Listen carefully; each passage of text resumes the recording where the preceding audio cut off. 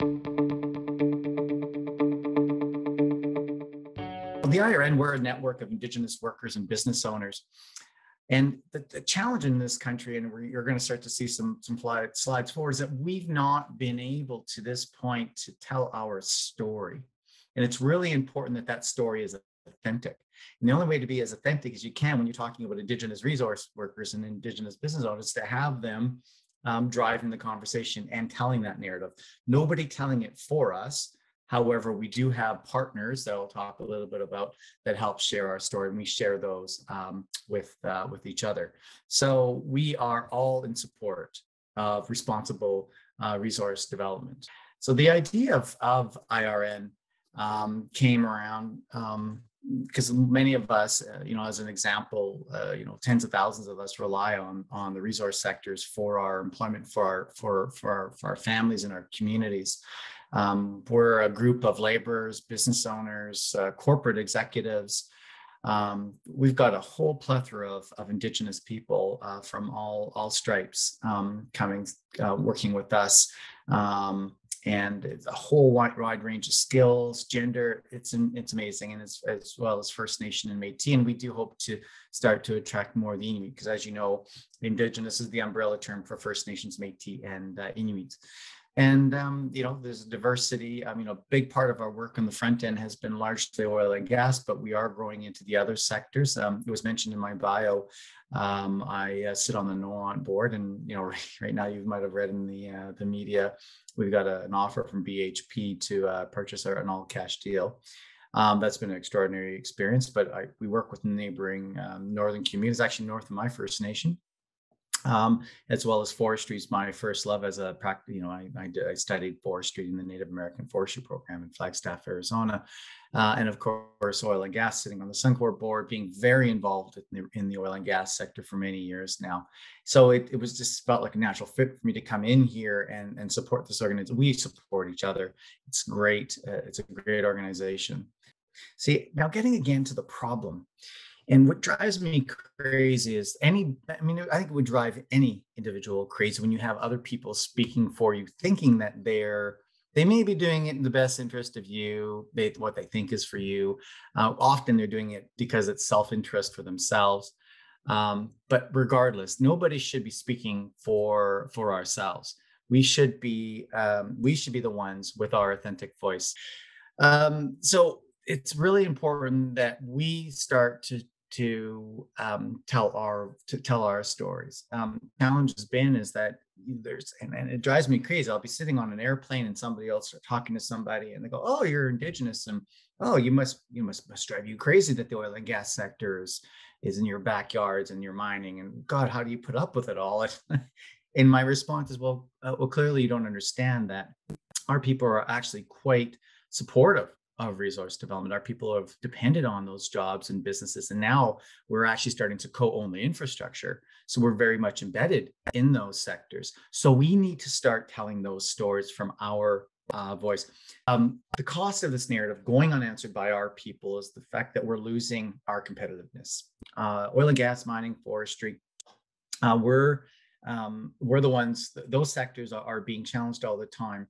And these protests, the uncertainty that ensues because the sectors haven't been as strong with us on side as a unified voice in many circumstances, are having significant impacts. And I'm sure you've seen this all over the country, given a lot of the media. But despite the overwhelming support for resource development,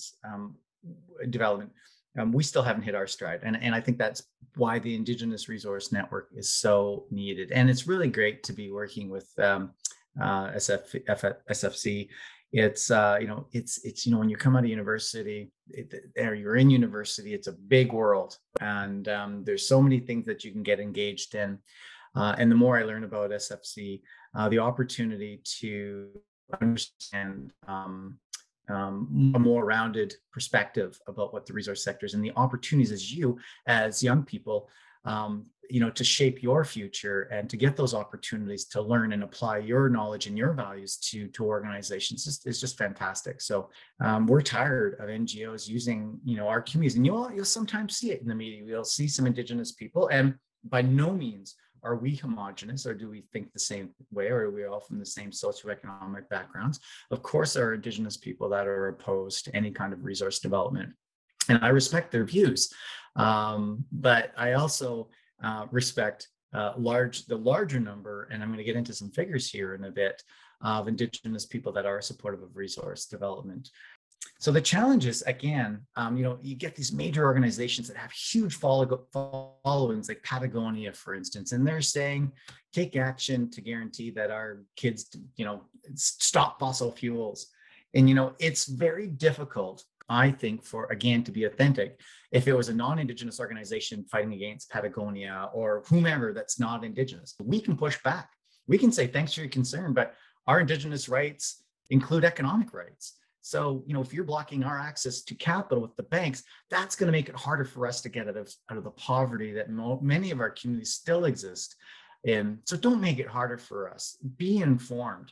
And so this is an opportunity for us to push back and again, push against that false narrative and to start talking about our own narrative, so that organizations like Patagonia will go take a second sober thought and go, oh, there are communities that really rely on development, and our sectors, there's not enough time to get into it today, are making major investments into the challenge of net zero, et cetera, to make this our sectors even more applicable in the 21st century. This is one of my favorite ones. The next one here, I've worked with numerous federal governments, and I know Elizabeth May. I've met her a number of times. Again, we need this balanced voice. We need counterpoints, counter opinions. I think that's really healthy to have these debates.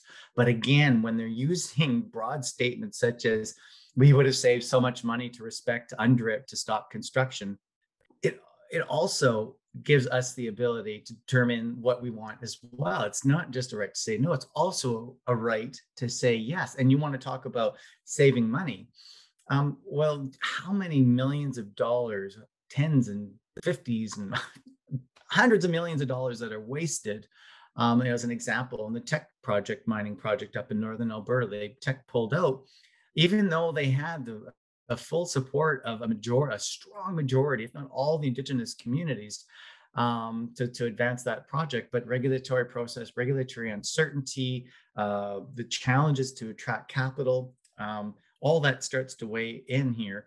And so you want to, part of me, talk about wasting money. Well, our communities want to attract that money in many circumstances with resource companies. A prime example would be Mikisew Cree and Fort Mackay First Nation in their partnership with Suncor on the East Tank project. 49% is now owned by the Indigenous communities, and that means long-term revenue for those communities to provide a future for their children and their children's children. The need, again, is a diverse network of pro-development Indigenous voices. And again, I want to say that it's not development for the sake of development. It's responsible development that is going to meet our community needs. When I say that Indigenous communities are largely supportive of resource development, we are in the modern context. We're opposed to past resource development because we never benefited from it. Companies would come in and basically take everything from our backyards, and we would be left with a mess, no jobs, no revenue. Of course, we were opposed to resource development. And at the time, the environmentalists would often fund, because they're the only ones willing to support Indigenous communities, and a little bit of money in the hands of somebody that's hand to mouth to put up a fight against resource development when it actually aligns, because traditionally in the past, the resource companies didn't work with us. Of course, we'd be opposed to those. But today, with the jobs, the procurement, Suncor alone spent $911 million on Indigenous business last year, and now the equity and the ability to be at the table to help direct the way that resource development projects get built. That's what we want. We want to tell those stories. We've got more articulate than me for sure, I hope, professional folks that are within our organization. It's a really great board, advisory board right now. We're formalizing ourselves into more of a board structure that will meet the needs and the growth of an organization, such as our vision for the IRM. But it's authentic, it's courageous. We need the emotion into all of these stories because it's we just like right now I'm wearing all children matter, and that it really significantly impacted our communities, and I think it impacted the country. So we need the emotion in all this to drive forward some great change for our people when it comes to the relationship. Arnie is our fearless chair. And he's from Haida Gwaii. So you can go on site and you can actually start to see these stories, these interviews. And these are the authentic voices. These are the Indigenous people on the ground right now working to provide, building economies, supporting their families, supporting their communities. They're the people quite often in the far north that it's in these projects operate in, and what an opportunity for them to be able to have that sense of pride that my grandparents had, or that my parents had, in having a job and knowing that you're providing for your community.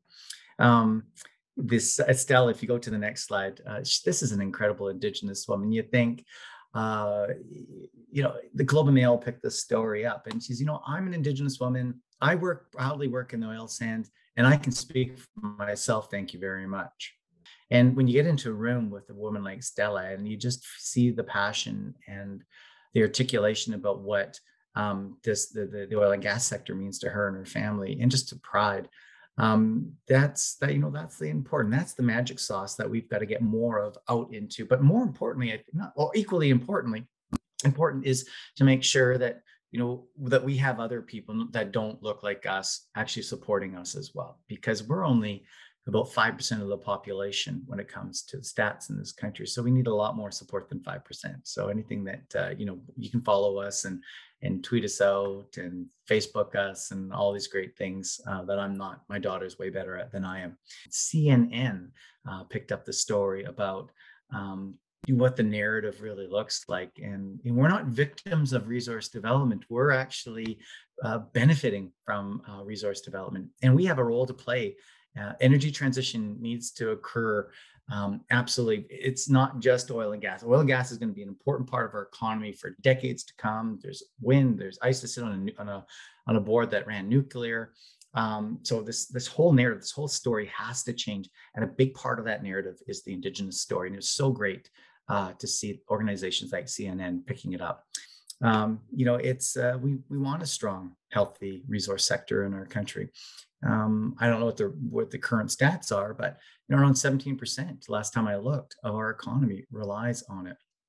And I was just reading, I was just watching, I have a call actually after this with a gentleman named Chris Levinsky, and he's past CEO of a small oil and gas company. And he tells a great story. It's so easy to talk about environmentalism when it doesn't impact you. It's everybody else and their role in environmentalism.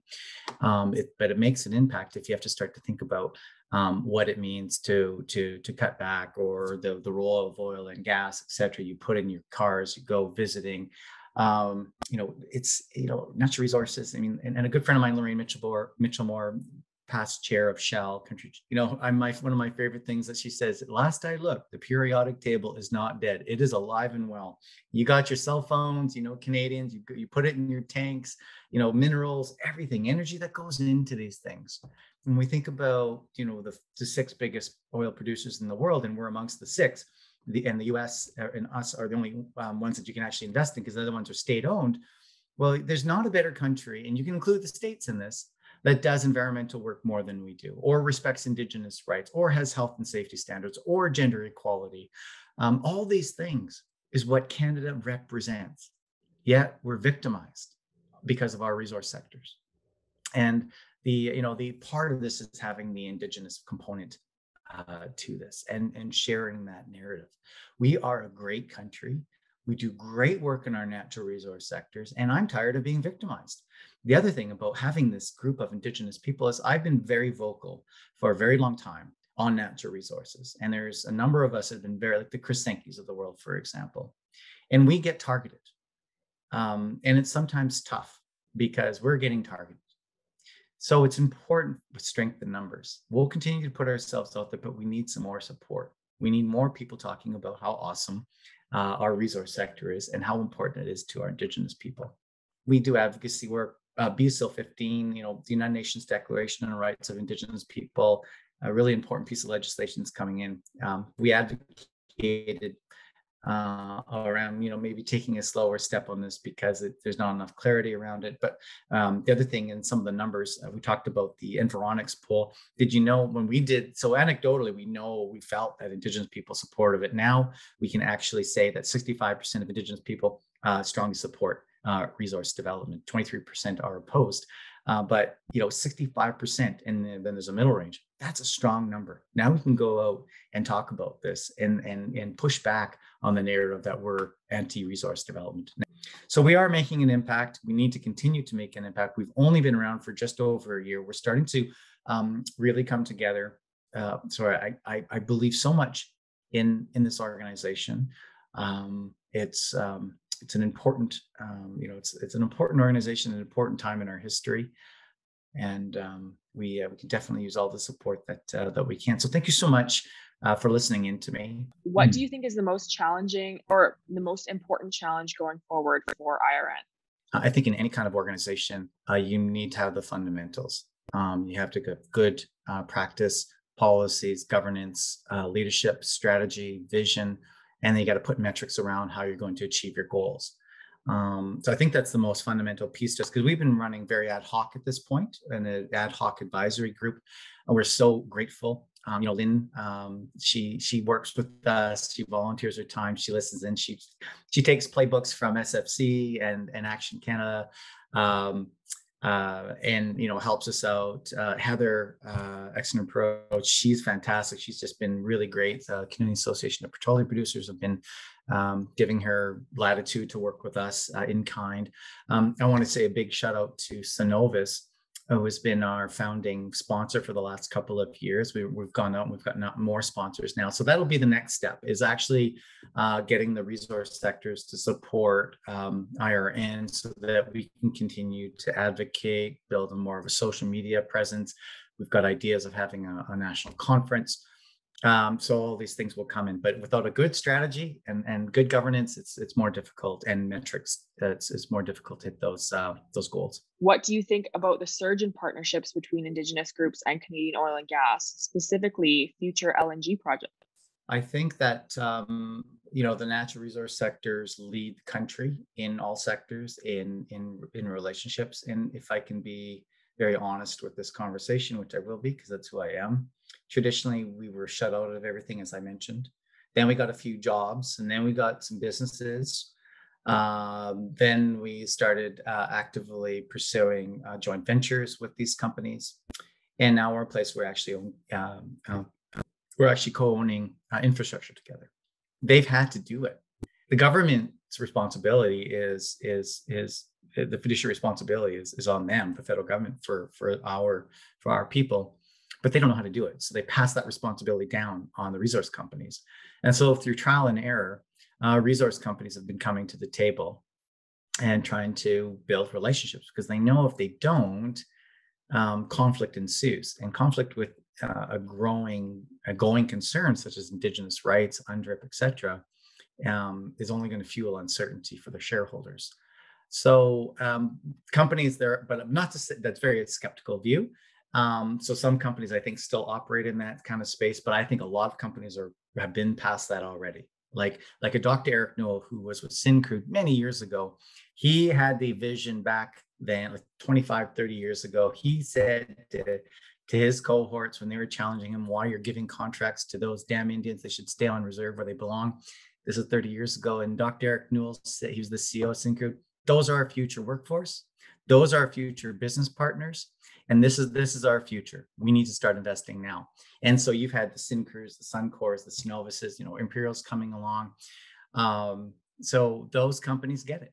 They know that their bottom lines improve when and we've got some incredibly talented Indigenous entrepreneurs across this country in all sectors. and their bottom lines improve when they work actively with us versus against us. Yeah, makes sense. And speaking of the governance part of it, somebody's asked, does IRN receive adequate support from the provincial and federal governments? No, we don't.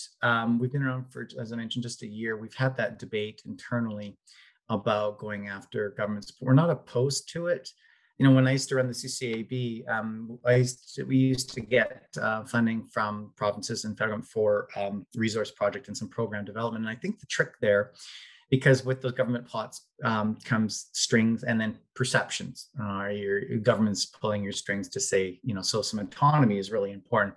But if you can maintain autonomy from your funders to be able to stick true to your mandate, then we'd be open to those types of funding. We don't want that to be a bulk of our funding because it's never great to rely on government funding. You want to get to a place where, yes, that supplements your work, but you want to be able to have revenue streams, multiple revenue streams to support your work.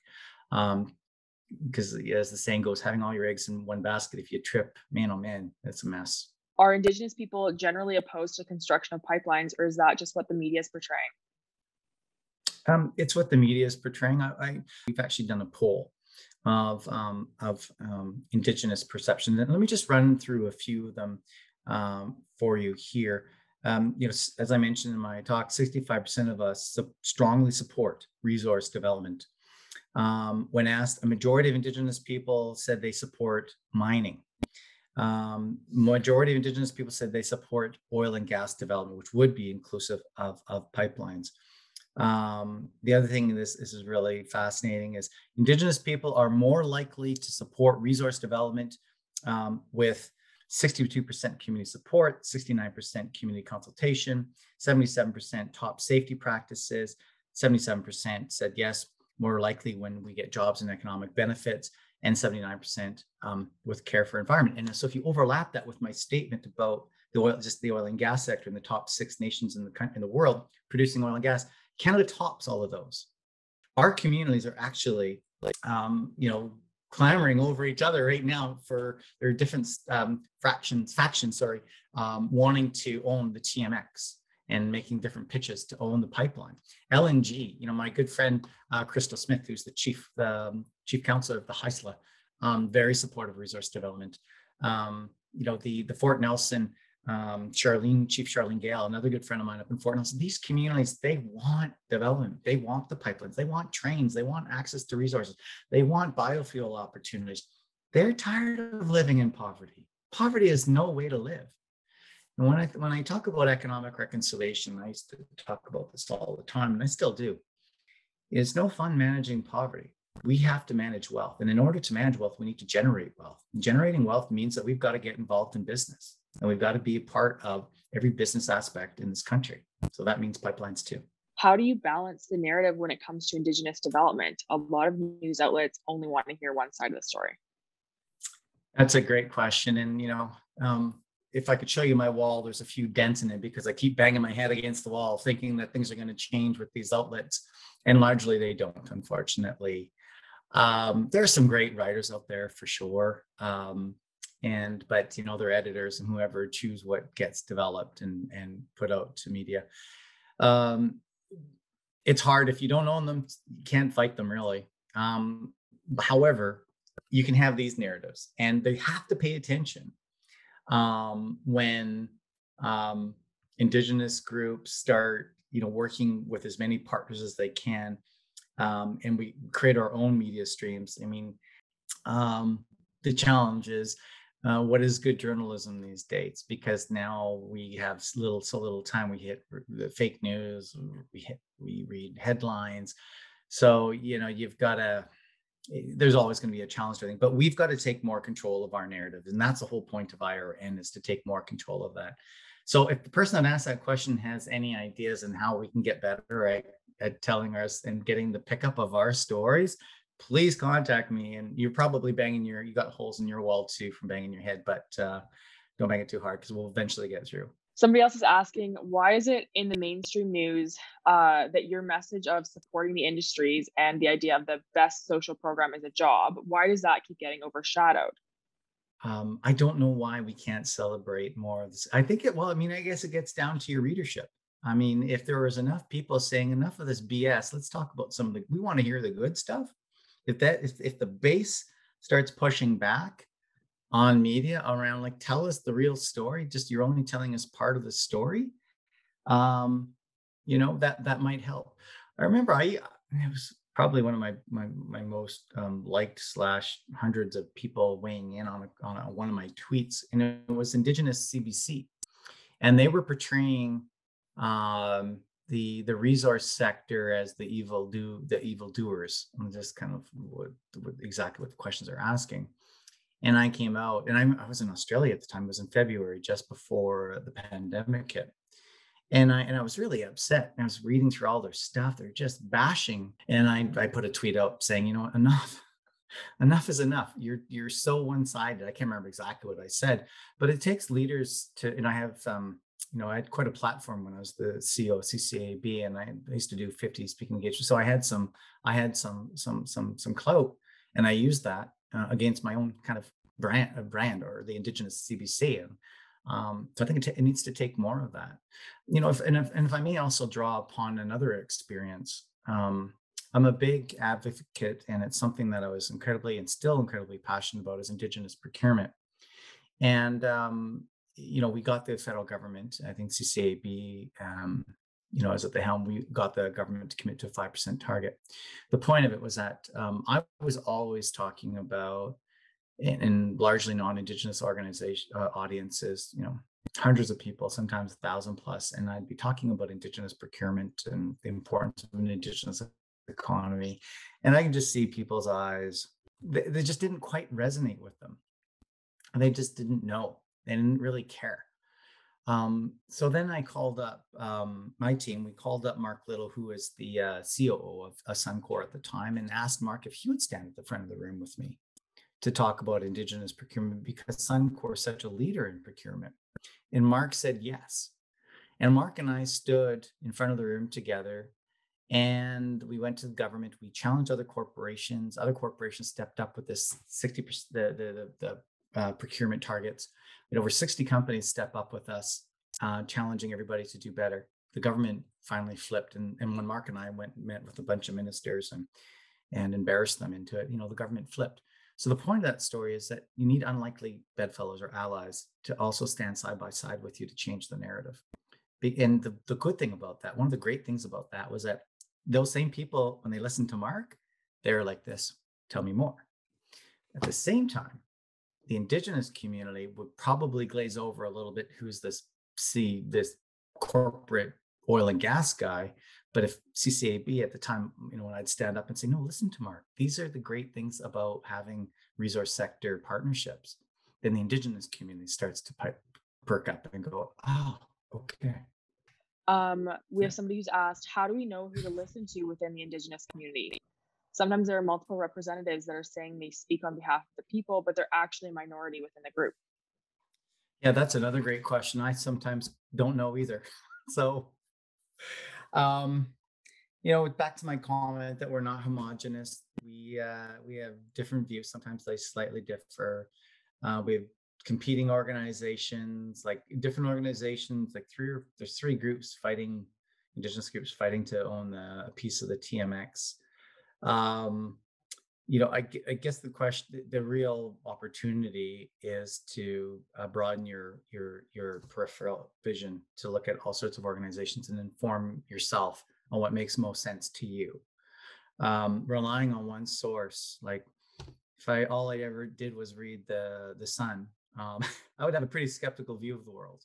I also read the Globe and Mail, and I also read the National Post, and I scan stuff online. That gives me a broader perspective. And but sometimes you do get pressured. The individual who's asked this question, a scenario might be, I wanted to do this, and this Indigenous group or whatever group piped in and said I was wrong. But other Indigenous groups behind the scene are saying I'm right. So how do I proceed? And again, I guess it gets down to strategy and allies to proceed together with critical mass. And how you do that, well, it takes time and effort and trust. what is your opinion on the old growth logging at Fairy Creek Forest in BC? There are quotes from Pacheedaht Elder Bill Jones in the media that are very convincing and against logging. And what would you say to that? I think the most important lens, and we saw it within the Wet'suwet'en as an example in the LNG project. And I'm going to talk about both scenarios here. So I'm going to start with Wet'suwet'en, and then I'll go to the forestry one. And I'm just kind of flying off the hip here because it's the first time I've been asked this question on forestry and old growth. So when all that the uproar happened, it was really upsetting to me. It was upsetting to a lot of Indigenous people when one segment of one community was able to stop or pause a project like the LNG project. 20 First Nations said yes, including Wet'suwet'en. And we had a segment, a very influential segment of the hereditary chiefs who said no. And some of the hereditary chiefs said yes. And what upsets me is not because the hereditary, some of them said no, is that's part of their governance system. What upset me was that we had all sorts of Indigenous and non-Indigenous people weighing into this debate when it was none of their business. The First Nation, you got to give the First Nation the room to navigate their governance, to come out with their decision. And then there's another layer. How does one community stop 20? And that's a different debate and conversation. When we apply that to the forestry example in the old growth, there was also a statement, and I don't remember the exact words, but basically they said to everybody, respectfully step back. This is our traditional territory. We will decide how it is harvested.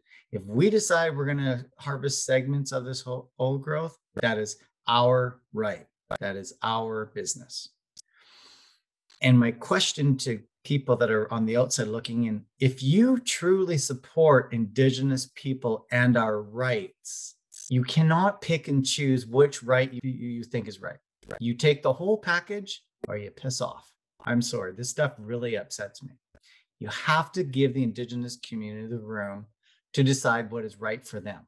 And if that community has their debate at the end of the day and they say they're not going to harvest those old growth and they're going to stick together, it's great. If they decide they want to harvest much of or some of the old growth forest, that is their decision, that is their right. And we need to stop this paternalistic view that we know better for those communities than they do. What is one thing you wish every person in Canada knew about Indigenous people when it comes to resources in Canada? That is a great question. I don't know if I can pin it down to just one. So you're very unfair. Whoever asked that question, I'm not sure I like you, but I could probably get to like you if we have some more conversations. One thing. I would say that our natural environment, which includes minerals, the wood, the fuel, the oil, all of that has been a part of our history. It's part of our current, our present, and it's going to be a part of our future. We've related to the natural environment for thousands of years. We rely on them. And within the modern context, we will continue to rely on them. And we have the capacity, and we're developing more capacity to be able to relate to our natural environment in a modern business context. And there's a desire to continue to do so. And we just need the room and partnerships to express that, because we've been hampered for a very long time because of colonialization. That's what I would say.